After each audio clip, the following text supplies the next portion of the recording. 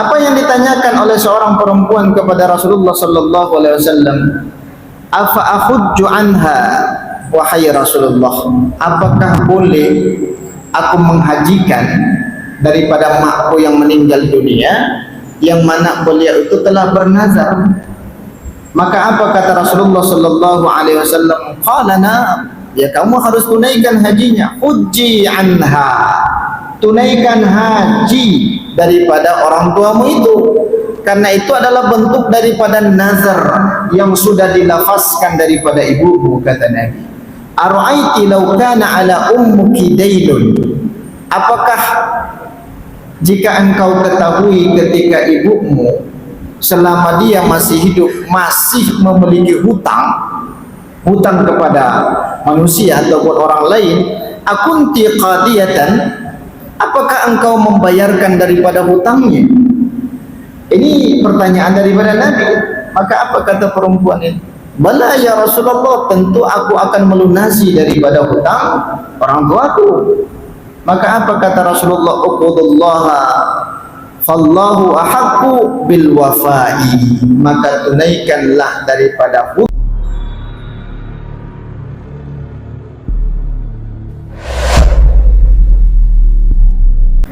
Bismillahirrahmanirrahim. Assalamualaikum warahmatullahi wabarakatuh. Alhamdulillah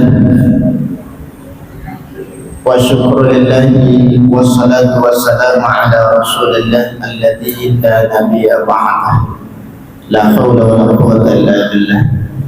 Allahumma la ilma lana illa ma 'allamtana innaka antal alimul hakim. Allahumma shrah lana sadrana wa yassir lana umurana wa hlul 'uqdatam min alsinatina yafqahu aqwalana. Allahumma a'inna ala dhikrika wa syukrika wa husni ibadatika maqam. Ma'asyiral muslimin wal muslimat, jajaran para pengurus masjid, jajaran alim ulama, cerdik pandai, hadirin wal hadirat, jamaah salat maghrib yang dimuliakan Allah Subhanahu wa taala. Bersyukur kita kepada Allah Subhanahu wa taala, alhamdulillah, yang mana pada saat ini Allah masih memberikan kita nafas, Allah masih memberikan kita masa, senantiasa kesempatan itu kita maksimalkan untuk meningkatkan daripada keimanan dan ketakwaan kita kepada Allah. Maka salah satu bukti daripada kita bersyukur kepada Allah dengan melaksanakan apa saja bentuk daripada perintah yang datangnya dari Allah Subhanahu wa taala. Kita menunaikan ibadah salat sudah termasuk bagian daripada syukur kepada Allah. Kita menunaikan daripada zakat juga bagian daripada syukur kita kepada Allah Subhanahu wa taala.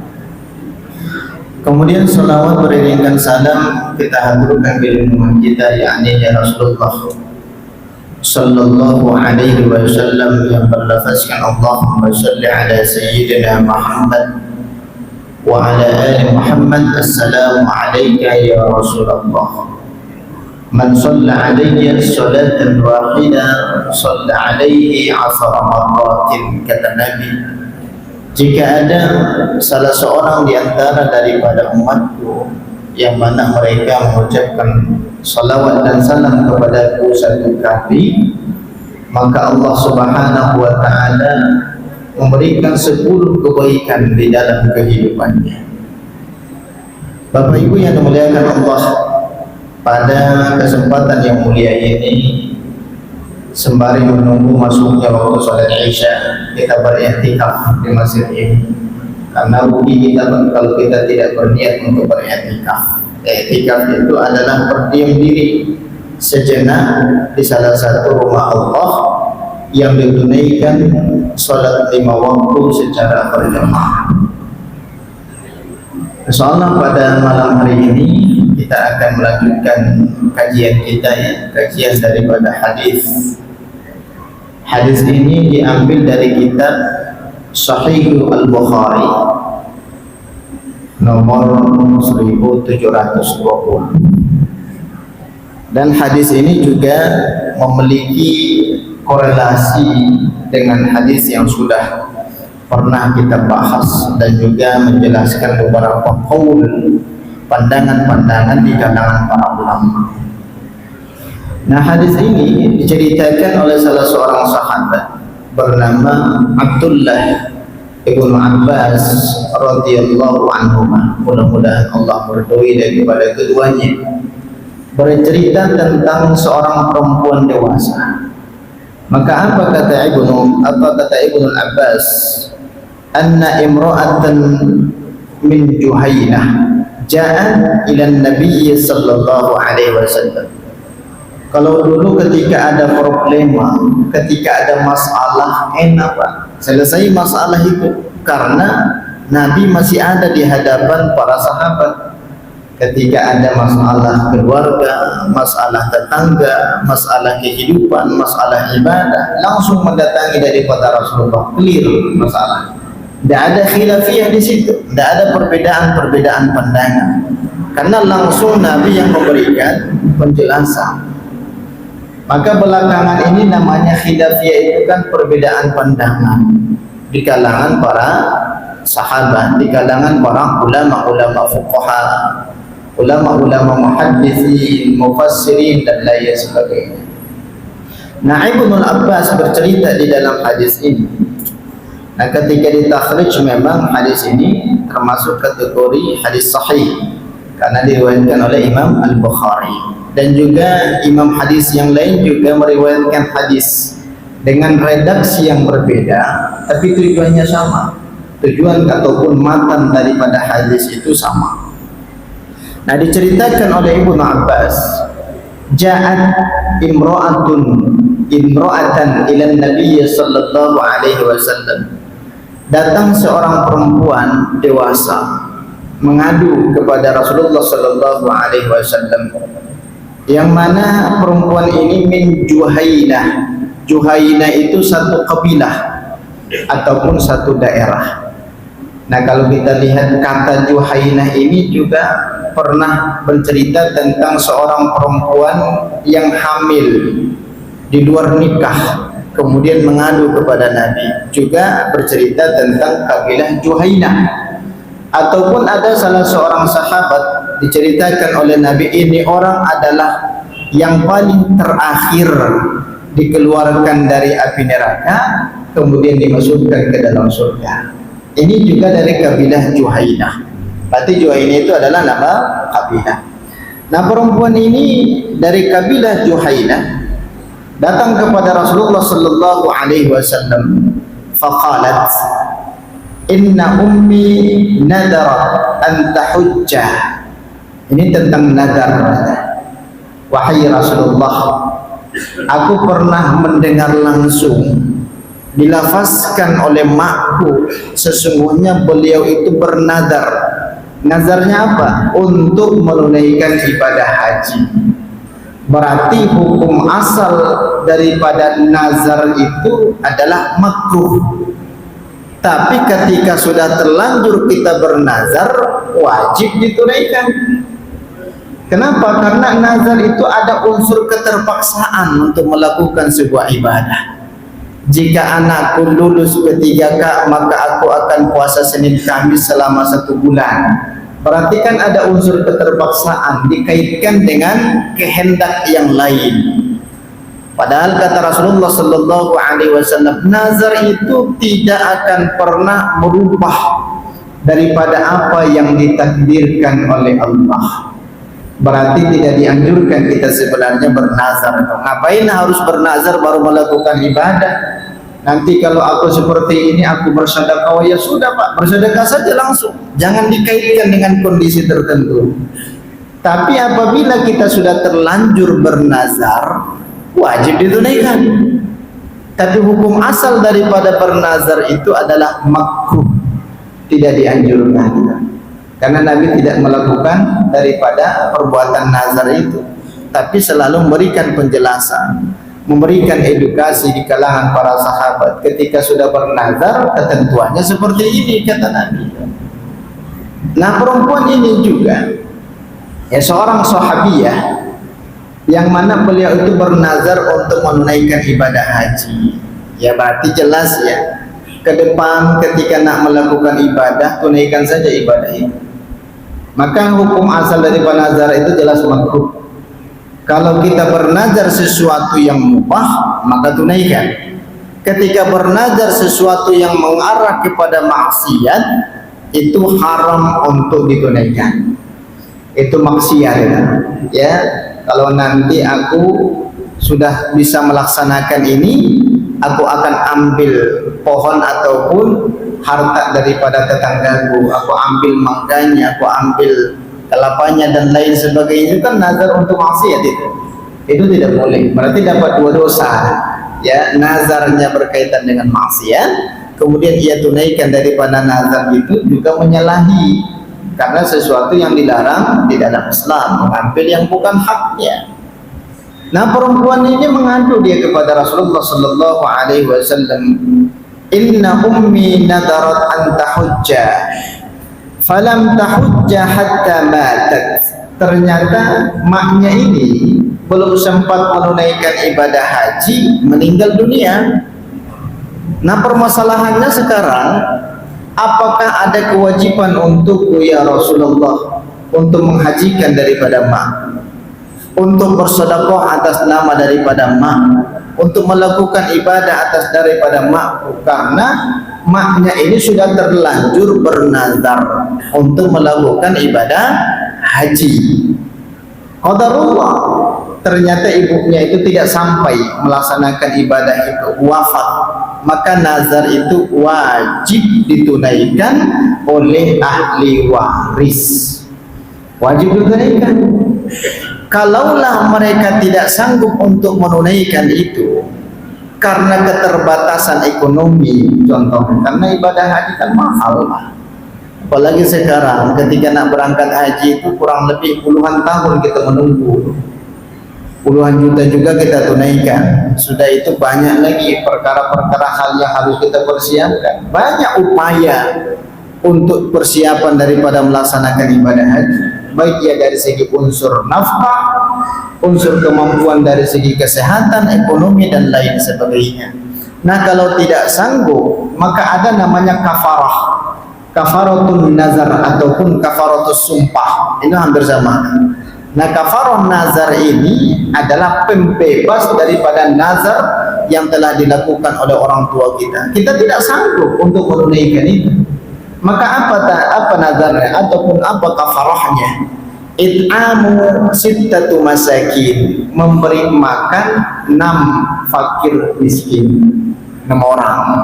Kalau 6 orang kan agak sedikit gampang. Tapi kita mampu atau tidak? Jangan langsung ya sudah kita memberi makan saja fakir miskin 6 orang, selesai. Tapi belum ada upaya yang ia lakukan untuk menunaikan daripada nazar itu. Tidak sanggup juga, maka memberikan baju pakaian kepada mereka. Tidak sanggup, maka memerdekakan budak. Sekarang kan tak ada istilah pemerdekaan budak itu pada saat ini tidak ada. Maka kalau tidak sanggup dengan 3 hal ini, baru solusi yang terakhir adalah siyamu salasati ayyamin, berpuasa 3 hari untuk menebus daripada nazar orang tua kita yang telah wafat. Kalau belum wafat, tidak boleh kita menebus nazarnya, karena dia orangnya masih ada, masih ada. Berarti ini nazar ibadah haji. Nah, ada istilah di Indonesia badal haji, Pak. Badal haji itu kan pembiayaannya tidak seperti haji furoda, tidak seperti haji ya biasa, tidak ya. Tapi badal haji ini hanya membayar sekian puluh juta. Paling kalau saat ini standarnya 12 juta, 15 juta, itu sudah bisa badal haji. Tapi jangan tergiur dengan badal haji yang lebih ekonomis. Ada yang menawarkan, saya bisa membadalkan haji makmu, ayahmu, orang tuamu Dengan pembiayaan 5 juta saja cukup, kata dia. Nah, ini perlu dipertanyakan, Pak. Perlu dipertanyakan. Di Saudi Arabia itu terlahir Rasulullah Sallallahu Alaihi Wasallam di Makkah. Tapi jangan lupa, Abu Jahal itu lahirnya di Makkah juga. Ya, tadi tidak semua berhati mulia. Ada juga yang berhati Abu Jahal di sana. Ada pencuri, ada penipu, ada pemerkosa, ada dan lain sebagainya. Nah, ini yang perlu kita pahami. Ada seorang mukimin dari Indonesia itu tahun 2008 kita ketemu orang tua ini. Dia juga membadalkan haji, tapi dia kumpulkan 10 orang untuk membadalkan satu, dia sendiri membadalkan 10 haji. Ya otomatis kan tidak sah. Kalau dia 5 juta satu orang kali 10 masuk juga barang itu 50 juta. Maka kita standar saja. Kalau bisa yang membadalkan haji itu adalah ya mahasiswa-mahasiswa Madinah, mahasiswa dari Sudan, mahasiswa dari Mesir. Kalau mukimin itu banyak yang baik, tapi ada juga yang tidak baik. Ya, dalam artian kalau kita hanya mengharapkan sertifikat untuk badal haji, Pak, itu 5 real dapat itu. 5 real untuk sertifikat haji orang tua kita badal. Sudah ada nama orang tuanya, binnya siapa, tinggal print saja tuh. Ya, orang Bangladesh banyak jual itu. Ya, 5.000 perak, 5 real, bukan 5.000 real. Itu yang kita bayar 5 juta. Maka kita standar saja. Berapa standarnya? 15 juta. Untuk lebih berkah dalam hal badan haji itu sendiri. Tapi Bapak Ibu yang dimuliakan Allah Subhanahu wa taala, maka ibu ini yang sudah bernazar meninggal dunia. Apa yang ditanyakan oleh seorang perempuan kepada Rasulullah sallallahu alaihi wasallam, "Afa akhudju anha wahai Rasulullah? Apakah boleh aku menghajikan daripada makku yang meninggal dunia, yang mana beliau itu telah bernazar?" Maka apa kata Rasulullah sallallahu alaihi wasallam? Qala na'am. Ya, kamu harus tunaikan hajinya. Hujji anha, tunaikan haji daripada orang tuamu itu, karena itu adalah bentuk daripada nazar yang sudah dilafazkan daripada ibumu, kata Nabi. Ara'aiti law kana ala ummuki dailun, apakah jika engkau ketahui ketika ibumu selama dia masih hidup masih memiliki hutang kepada manusia ataupun orang lain, akunti qadiyatan, apakah engkau membayarkan daripada hutangnya? Ini pertanyaan daripada Nabi. Maka apa kata perempuan ini? Bala ya Rasulullah, tentu aku akan melunasi daripada hutang orang tuaku. Maka apa kata Rasulullah? Uqudullaha fallahu ahaqqu bil wafai, maka tunaikanlah daripada hutang berbentuk nazar itu, karena hutang kepada Allah itu jauh lebih utama ditunaikan dibandingkan hutang kepada manusia. Berarti nazar itu wajib ditunaikan. Tapi ada ketentuan yang harus kita pahami terkait daripada pelaksanaan ibadah haji yang membatalkan ataupun yang membadalkan, maksudnya daripada saudara kita, orang tua kita. Tidak sembarangan, Pak. Seperti apa contohnya ketentuan membadalkan daripada haji? Ini diceritakan oleh Rasulullah sallallahu alaihi wasallam. Sami'a rajulun yaqul, pernah suatu ketika Nabi melaksanakan ibadah haji dengan sahabat. Ya, sahabat daripada Rasulullah, maka sahabat ini berucap, membacakan talbiyahnya, tapi talbiyahnya agak aneh terdengar oleh Rasulullah sallallahu alaihi wasallam. Bagaimana lafaz talbiyahnya? Labbaika an sufrumah, labbaika an sufrumah. Nah, sufrumah ini bukan nama daripada sahabat ini, nama orang lain ini kan. Maka apa kata Rasulullah sallallahu alaihi wasallam? Manis sufrumah, wahai sahabatku, sufrumah itu siapa? Namamu bukan itu, kata Nabi. Kenapa engkau membacakan talbiyah labbaika sufrumah? Maka apa kata sahabat ini? Qala akhun li, wahai Rasulullah, sufrumah itu adalah kaum kerabatku. Sufruma itu adalah saudara kandung daripada aku, kata sahabat ini. Maka apa kata Rasulullah?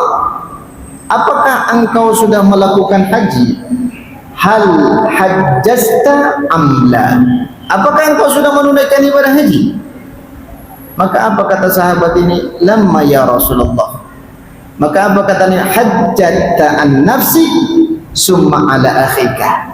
Maka engkau berhaji dulu, baru boleh membadalkan haji orang tua. Ini orang tua kita ini baru perdana dia melakukan ibadah haji, tapi sudah mengumpulkan nama-nama keluarganya yang telah meninggal dunia, kemudian dia badalkan hajinya, maka semuanya tidak sah. Haji dia tidak sah, haji badal daripada ibunya tidak sah, badal daripada ayahnya juga tidak sah. Berarti ketentuannya kita berhaji dulu. Kalau sudah berhaji, baru boleh kita membadalkan atas nama haji ayah kita. Tapi jangan pula kita hajikan ayah yang masih hidup. Bapak tidak usah berangkat haji Pak, saya badalkan saja katanya. Itu enak di dia, ya, enak di dia. Tapi kalau sudah meninggal dunia, baru ada tuntunan syariat untuk membadalkan haji daripada mereka. Sama ada ia ada nazar ataupun tidak Pak. Kalau ada nazar wajib, kalau tidak ada nazar dianjurkan, disunahkan kita untuk menghajikan orang tua kita. Nah inilah kebahagiaan yang mereka rasakan, kebahagiaan yang mereka rasakan ketika mereka sudah meninggal dunia, ternyata masih mendapatkan pahala haji, padahal mereka tidak pernah menunaikan ibadah haji. Kita tidak bercerita masalah pahala haji ketika i'tikaf ya, antara waktu subuh sampai syuruk. Kenapa tidak daftar haji Pak? Saya sudah sering dapat pahala haji di Masjid Al-Uswah, kata dia. Ngapain pula daftar haji? Ini bahaya, ini menyalahi daripada rukun iman, rukun Islam. Bahaya, karena itu bagian daripada perintah. Ingat, haji itu adalah kewajiban setiap seorang muslim apabila dia memiliki kemampuan dari segi finansial, dari segi kekuatan, kesehatan dan kesempatan. Nah kalau kita tidak mampu dari segi finansial Pak, jangan memaksakan diri. Tidak ada kewajiban haji Pak bagi yang tidak mampu, karena jelas manistata'a ilaihi sabila, bagi yang mampu saja. Tak mampu tidak ada kewajiban. Jangan pula sedih betul, ya Allah, ini sudah akhir daripada kehidupanku, belum pernah menunaikan ibadah haji, belum sempurna keislamanku ya Allah. Ini orang yang memang terlalu optimis ini, orang seperti ini. Nah kalau tidak mampu, sudah tuh, tidak ada kewajiban itu. Kewajiban itu hanya dibebankan bagi orang yang mampu saja, hartanya ada. Nah orang yang punya harta, cukup hartanya, tapi tak kunjung daftar haji, dosa Pak. Kenapa tidak daftar haji Pak? Ya belum ada panggilan kata dia. Panggilan siapa? Panggilan malaikat maut. Jangan nunggu panggilan itu. Kita ada namanya usaha ikhtiar, daftar saja. Kalaupun tidak sempat, maka kita sudah mendapatkan pahala daripada haji itu. Meninggal kita bisa dibadalkan posisi haji itu oleh anak kita. Maka jangan dicairkan Pak. Ini ada anak ketika ayahnya sudah meninggal dunia, udah daftar tahun besok berangkat.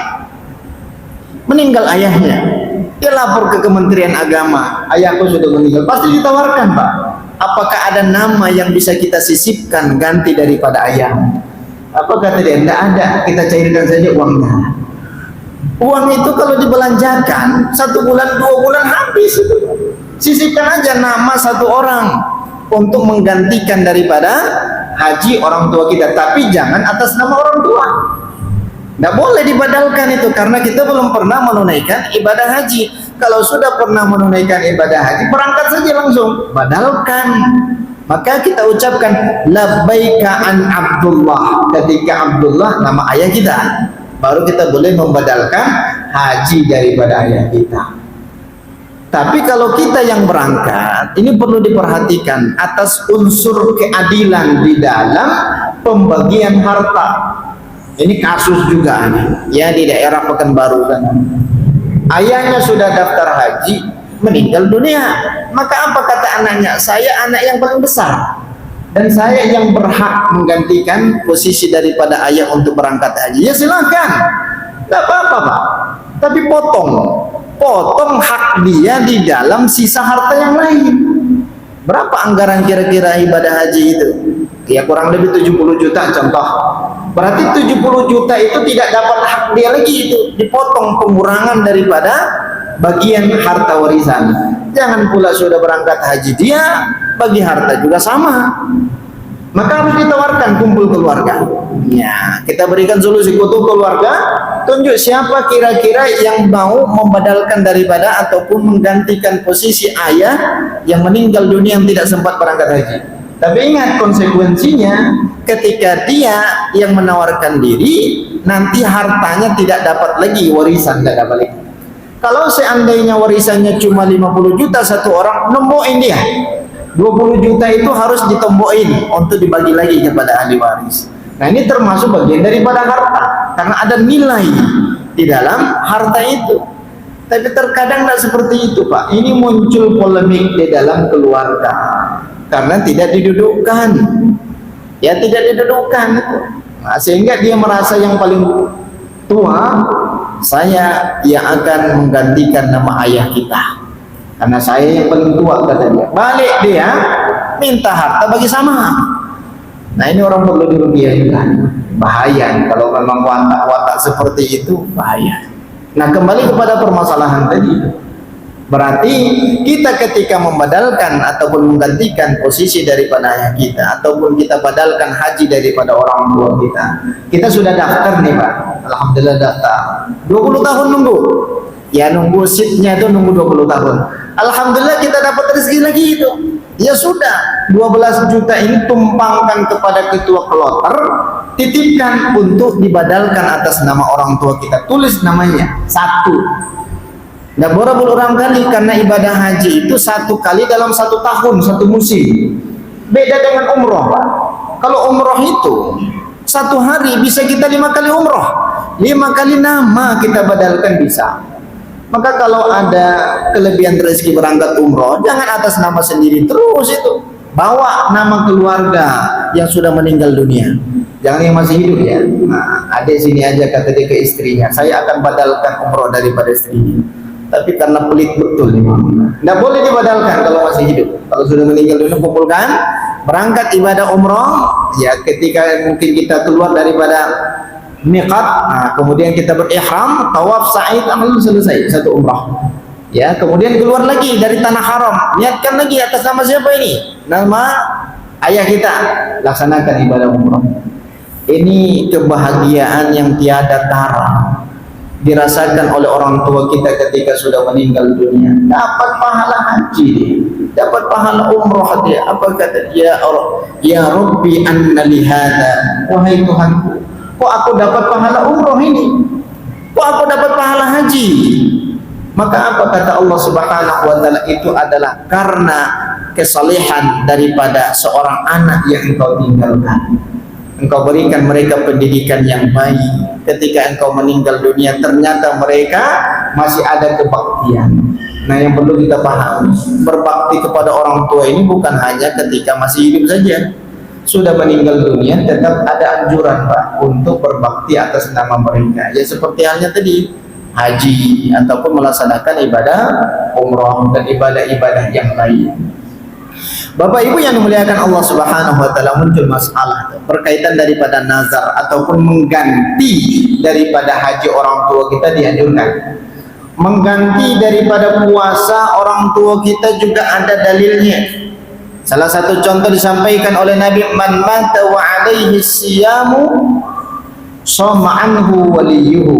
Jika ada di antara kalian yang mati, yang meninggal, kata Nabi, masih ada hutang puasa yang belum tergantikan oleh dia, maka hutang itu dibebankan kepada siapa? Wali. Wali yang dimaksudkan keluarganya, bukan wali nikah ya. Kebetulan wali nikahnya Pak Kua, kok aku pula yang mengganti puasanya. Wali yang dimaksudkan dalam hadis ini bukan Pak Kua ketika dia menikah dulu, tapi wali itu adalah keluarga dekat, ahli warisnya. Dia punya hutang 5 puasa, ya sudah bagi saja 5 anak, satu orang. besok serentak puasa yang 5 orang, lunas hutang puasa daripada orang tua kita. Maka pertanyaannya, bagaimana mungkin anak kita tahu berapa jumlah hutang puasa daripada ibu? Maka catat itu hutang puasanya berapa hari. Ketika kita meninggal, baru tahu anak kita, oh ternyata makku masih punya hutang puasa. Itu harus disampaikan. Oh saya masih sehat nak, tidak usah saya sampaikan berapa hutangku, kata dia. Orang sehat juga meninggal itu. Maka sampaikan kepada suami, kepada istri, kepada anak berapa hutang daripada puasa kita. Berarti boleh itu mengganti daripada puasa orang tua, mengganti ataupun membadalkan haji daripada orang tua, bersedekah atas nama daripada orang tua. Nah permasalahannya sekarang mengqadha sholat daripada orang tua. Apakah itu sesuatu yang diperbolehkan atau tidak? Orang tua kita ini masih punya hutang sholatnya, masih banyak yang belum ia qadha. Apakah ada beban moral ataupun kewajiban kepada anaknya untuk mengqadha daripada sholat orang tuanya yang telah meninggal dunia? Nah ini terjadi khilafiyah ini Pak. Banyak di kalangan masyarakat yang mengamalkan namanya fidyah sholat lah, qadha sholat yang telah meninggal dunia dan lain sebagainya. Ini dasarnya dari mana? Yang paling terpenting, jangan melakukan sebuah ibadah yang tidak memiliki dalil ataupun dasar di dalam Islam itu sendiri. Semau-mau kita itu tidak boleh melakukan ibadah. Harus ada ketentuan dan juga aturan di dalam pelaksanaan ibadah. Maka yang pertama, pandangan jumhur ulama ataupun pandangan Imam As-Syafi'i yang paling mu'tamad itu yang paling kuat, bahwasanya qadha puasa terhadap orang yang meninggal dunia tidak ada. Tidak ada qadha sholat orang yang sudah meninggal. Ini pandangan Imam Syafi'i. Kita mengaku mazhab Syafi'i. Ini pandangan daripada yang paling mu'tamad itu. Tidak ada. Terus bagaimana halnya ibadah yang lain? Memang ada dalil yang mensyariatkan itu, seperti haji ada. Seperti hadis yang kita bacakan tadi. Berkaitan daripada puasa ada syariatnya, ada dalilnya. Tapi berkaitan daripada sholat tidak ditemukan dalil yang menganjurkan kepada keluarga untuk mengqadha sholat daripada orang tuanya yang telah meninggal dunia. Ini pandangan pertama. Ya, masih pandangan pertama. Yang kedua, ini pandangan daripada kalangan ulama-ulama Syafi'iyah.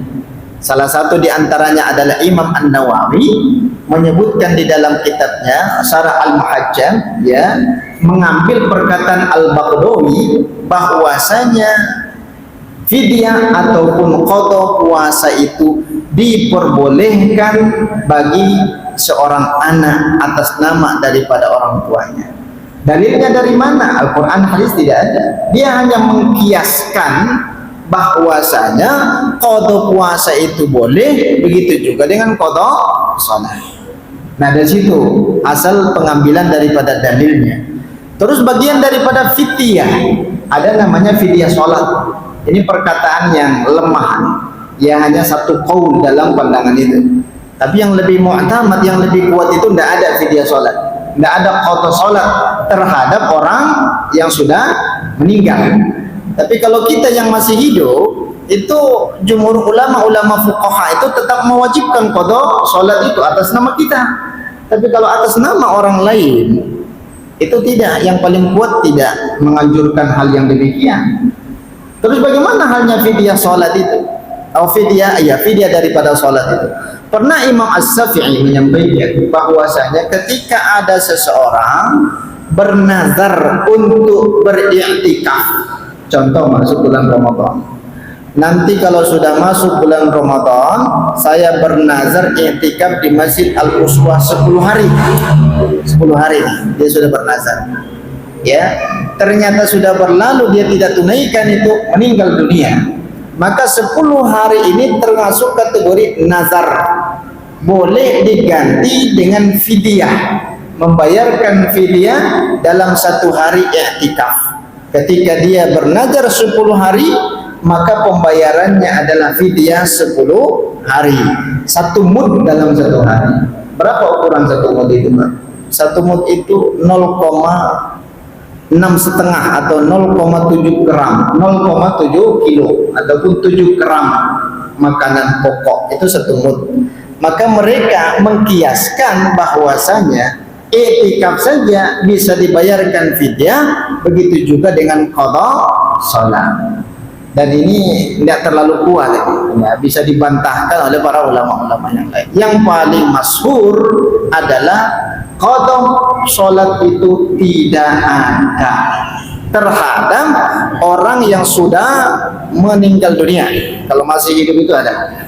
Beda lagi permasalahannya kalau dia masih hidup. Kalau sudah meninggal dunia, untuk mengqadha salat daripada orang tua kita tidak ada. Ya kecuali ada pandangan-pandangan orang tertentu ataupun ulama tertentu. Lebih afdalnya kita memperbanyak doa, memperbanyak sedekah di atas nama daripada orang tua kita. Ya seperti itu, apa namanya, istidlal, pengambilan dalil yang dilakukan oleh para ulama ketika ada khilafiyah terkait daripada suatu masalah, yaitu berkaitan daripada qada salat, fidyah salat. Kalau saya lebih berpandangan bahwasanya fidyah salat itu tidak ada ya, dalam pandangan saya. Karena yang lebih mu'tamad itu kan yang lebih kuat bahwasanya fidyah salat itu tidak ada, qada daripada salat orang yang sudah meninggal dunia itu tidak ada. Ya seperti itu. Perbanyak saja ibadah yang lain, sedekah yang lain dan lain sebagainya.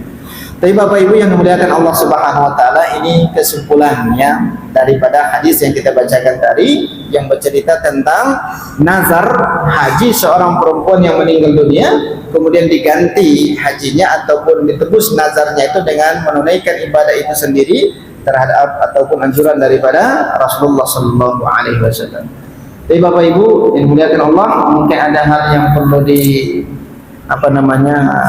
dalam pandangan yang lain, silakan, ataupun ada yang perlu kita diskusikan, silakan. Bismillahirrahmanirrahim. Assalamualaikum warahmatullahi wabarakatuh. Satu, Ustaz, haji adalah kewajiban bagi setiap muslim, tapi karena sesuatu dan hal dia tidak bisa melaksanakan. Di dalam hadis disebutkan bahwa seseorang apabila dia sholat subuh kemudian dia berpikir sampai waktu isya, pahalanya adalah setara dengan haji yang sempurna. Apakah dengan kegiatan ini haji kita bisa dianggap sudah terlaksana? Terima kasih. Assalamualaikum warahmatullahi wabarakatuh. Waalaikumsalam warahmatullahi wabarakatuh. Itu 2 jenis ibadah yang berbeda. 2 jenis ibadah yang berbeda. Ibadah haji itu adalah rukun Islam. Kemudian pahala seperti haji itu ya seperti belum tentu sama, bahkan mungkin lebih kecil daripada itu. Itu kan maksimalnya pahala daripada orang yang i'tikaf di masjid ketika dia sholat sunnah. Man shallal ghadati jama'atan, dia sholat subuh berjamaah di masjid berjamaah. Summa yashkurullahu ta'ala, kemudian dia duduk beriktikaf sampai berzikir kepada Allah sampai terbitnya syuruk ataupun nakatnya masuk waktu syuruk, kemudian dia sholat sunnah, maka pahalanya diberikan seperti pahala haji dan umrah. Jangan pula kita mengatasnamakan daripada pahala haji umrah itu sehingga tidak melakukan daripada ibadah yang lain. Maka dosa besar bagi seorang tua yang ada kemampuan dari segi finansial tapi tak kunjung daftar haji, dosa besar. Daftar saja, urusan berangkat atau tidak itu ketentuan daripada Allah, ketentuan daripada Allah. Nah kalau sudah daftar kita tidak jadi berangkat, maka terlepas kewajiban kita. Kita tidak daftar karena tidak ada kemampuan dari segi ekonomi, tapi kita menginginkan ataupun berniat untuk melakukan daripada ibadah itu, meninggal dunia terlepas kewajiban daripada haji. Tapi kalau dia mampu, kemudian dia ganti dengan i'tikaf di masjid, itu dosa besar. Itu beda, bentuk daripada ibadahnya berbeda. Walaupun dimisalkan kepada keutamaan i'tikaf itu seperti pahala haji. Kalau kita bercerita masalah haji, maka apa kata Rasulullah? Al-hajjul mabrur laisa lahu jazaa illa al-jannah. Haji yang mabrur itu tidak ada balasan yang pantas diberikan kepada mereka kecuali surganya Allah Subhanahu wa taala. Tapi ingat, jangan sampai engkau daftar haji dengan harta yang tidak baik. Ini bahaya. Tidak akan bisa melaksanakan ibadah itu. Banyak kejadian-kejadian yang aneh di sana. Karena dibayar kontan oleh Allah Subhanahu wa taala. Nah, kalau kita lihat pengalaman-pengalaman daripada ketua kloter bercerita tentang jamaahnya, ya, yang mengalami demikian dikarenakan harta yang ia gunakan untuk berangkat haji tidak akan Allah izinkan itu, Pak. Tidak akan Allah izinkan. Ini ada seorang tua dari Indonesia ini. Ini cerita dari teman kita dari Mesir dulu. Orang tuanya sehat, Pak. Tapi ketika dia keluar maktab, turun dari maktab itu perutnya mules, sakitnya luar biasa. Diperiksa oleh dokter, kan ada dokter ini dari Indonesia, dan ditemukan tidak terindikasi itu penyakitnya seperti apa. Balik dia ke kamar, sembuh penyakitnya, sembuh. Keluar kamar, mules lagi perutnya. Ini luar biasa, penyakit yang luar biasa. Maka apa kata ketua kloter? Kalau menunggu engkau saja kita tak bisa berangkat haji nih, kita tinggal saja. Ditinggalin orang. Sudah selesai berangkat ibadah haji, baru mereka jemput orang ini. Di mana dia haji? Di kamar. Di mana dia tawaf? Di kamar. Di mana dia sa'i? Di kamar. Ini kan berarti terindikasi harta yang ia gunakan itu dengan harta yang haram. Allah tidak akan izinkan itu. Ini bahaya. Maka jangan pula hasil korupsi itu kita daftar haji. Ya siap-siap saja di sana. Aneh-aneh saja yang terjadi. Nah, maka dengan upaya kita lah, ya, dengan harta yang halal kita daftar sedikit demi sedikit dan lain sebagainya. Ya seperti itu. Ya itu jelas bedanya. Tapi wallahu a'lam. Silakan Bapak Ibu. Assalamualaikum warahmatullahi wabarakatuh.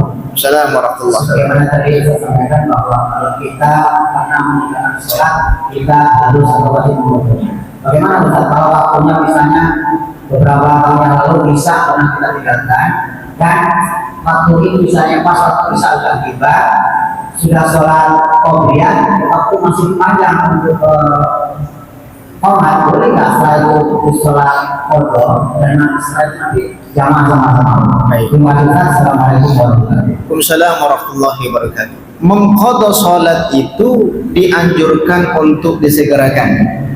Mata dzakara, kata Nabi, kapan dia ingat salatnya belum diqadha, maka ganti qadha itu.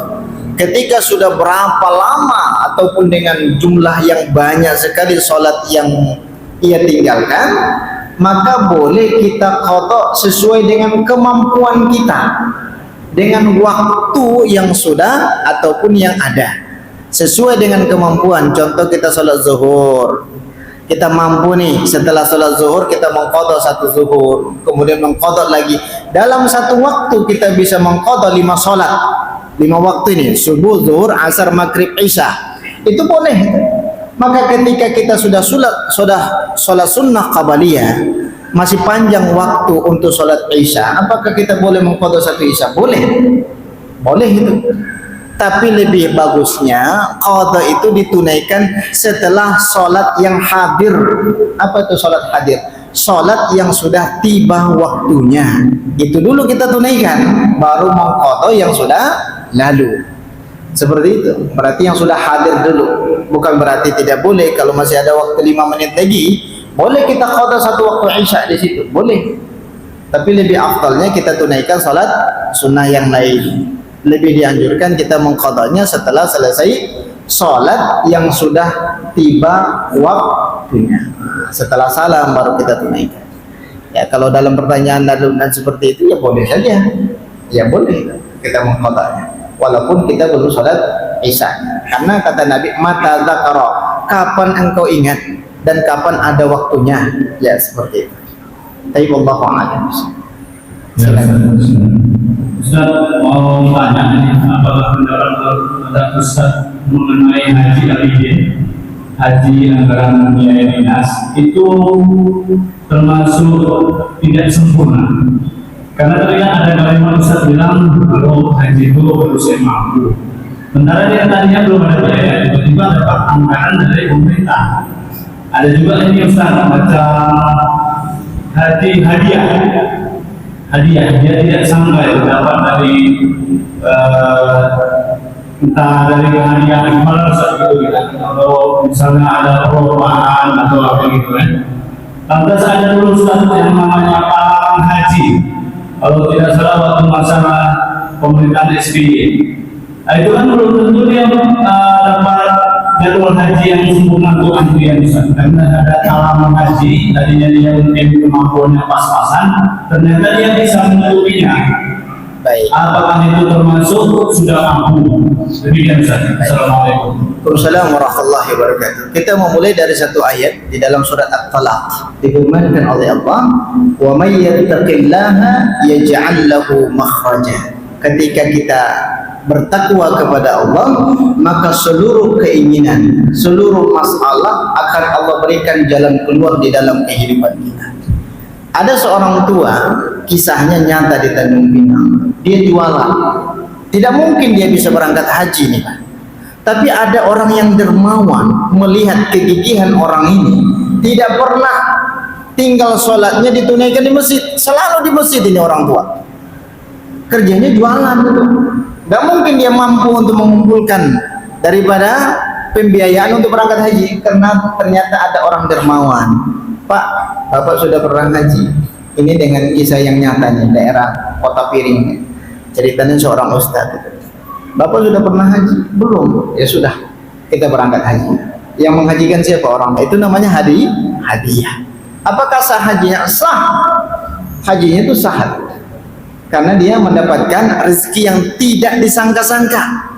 Itu kan kehendak daripada Allah itu, untuk menggerakkan hati orang dermawan menghajikan daripada dia. Ini luar biasa. Maka jangan sampai tertutup hati kita untuk berniat melaksanakan ibadah haji. Selalu niatkan itu. Allah punya cara yang banyak sekali itu untuk memberangkatkan kita berangkat ke sana. Maka saya dengar selalu doa daripada imam kita ini berkaitan dengan haji. Ya Allah, berikan usia kami, berikan kesempatan kami untuk ziarah di Masjidil Haram, untuk bisa melaksanakan ibadah haji dan umrah di Masjidil Haram. Kemudian ada abidin. Apabila tidak ada manipulasi data, manipulasi kepentingan dan lain sebagainya, apakah dia boleh melaksanakan ibadah itu? Boleh. Karena ada anggaran yang dilindungi oleh undang-undang. Pertanyaannya, apakah terjadi manipulasi atau tidak? Ini kalau real tes itu, belum tentu orang itu yang berangkat. Ini mohon maaf. Ini orang yang berwenang di bidang itu.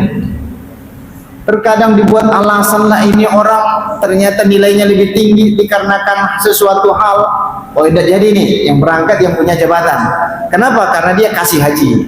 Ini mohon maaf, ya. Ini berkaitan dengan kepentingan ini. Berkaitan dengan kepentingan. Hati-hati betul. Ya, jangan sampai menutup hal daripada orang lain dikarenakan kita punya kebijakan di situ. Berarti haji abidin itu juga diperbolehkan. Ketika dia anggaran daripada kantor, itu harus ada transparansi daripada pembiayaan ini. Ini sensitif, sensitif melaksanakan ibadah ini. Siapa yang tidak mau melaksanakan ibadah haji, Pak? Sekarang kan sudah ada, buka petugas haji sudah ada. Kloternya satu orang, kalau Kepulauan Riau membutuhkan 4 orang petugas. Nah, pertanyaan besar di benak pikiran kita, kira-kira yang 4 orang ini apakah sudah ada orangnya atau tidak? Bapak sendiri yang jawab. Ya, Bapak sendiri sajalah yang jawab. Ini kira-kira sudah ada nggak orangnya? Nah, ini yang jadi pertanyaan besar. Nah, sibuk ratusan orang memenuhi data segala macam, ternyata sudah dia punya orang. Ini disibukkan ini orang nih, mengurus SKCK lah, kesehatan lah, dan lain sebagainya. Realnya bukan mereka yang dapat. Siapa yang berdosa? Punya kebijakan. Hati-hati itu, Pak. Dituntut di hari kiamat itu, Pak. Hati-hati, karena mereka yang dapat hak itu Bapak yang berangkat. Bapak yang berangkat hak orang lain berdoa untuk haji mabrur. Haji dari Baghdad itu, baru dari Baghdad. Nah, ini perlu kita telaah bersama. Jangan sampai kita punya kebijakan tapi memanfaatkan wewenang itu dengan ketidakadilan. Ya, sampai situ komentar kita terhadap masalah kasih haji. Ya, karena banyak teman-teman yang daftar sekarang. Kalau saya tidak ikut daftar. Ya, so, yang lain saja dulu. Ya, mungkin Bapak Ibu yang mau berangkat ataupun yang daftar itu silahkan. Karena batas akhirnya tanggal 28 kalau nggak salah. 28 November. Persyaratannya cukup rumit. Ya, cukup rumit. Ya, seperti itu. Tapi Allahu a'lam. Karena waktu Isya sudah lewat malam, ya. Kita tutup dengan alhamdulillahirabbil alamin dan doa kafaratul majelis. Subhanakallahumma wa bihamdik asyhadu an la ilaha illa anta astaghfiruka wa atubu ilaik. Assalamualaikum warahmatullahi wabarakatuh.